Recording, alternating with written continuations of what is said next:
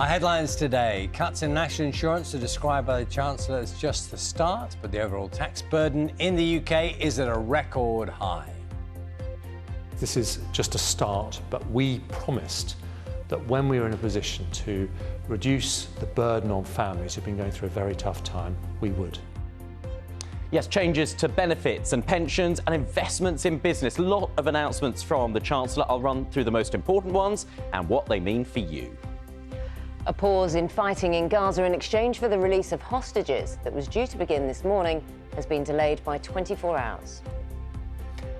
Doctor Who is 60 today. We mark 6 decades of the world's most famous time traveller with some blasts from the past. 4 men have been sentenced to life in prison for the murder of 28-year-old Ashley Dale, who was shot dead inside her home in Liverpool in August of last year. The trial heard that Ashley Dale's boyfriend was the intended target of the attack. The public inquiry into the crimes of serial killer Lucy Letby has formally begun, although hearings may not begin until next autumn.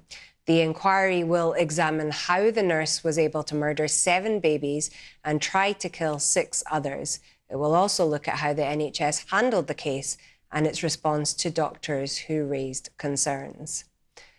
Hundreds of jobs are at risk after the owner of Scotland's only oil refinery at Grangemouth announced that it could close in 18 months' time. Its owner, Petronas, said it plans to turn Grangemouth into a terminal for importing fuel. The BBC's been told that if confirmed, the move would result in at least 400 job losses. Girls Aloud, one of the UK's biggest-selling pop groups, has announced it will reunite for a tour following an 11-year break.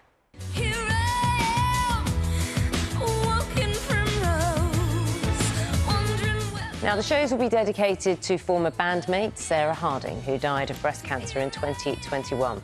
The group's confirmed all the hits will be performed, but there are no plans to record new music without Sarah.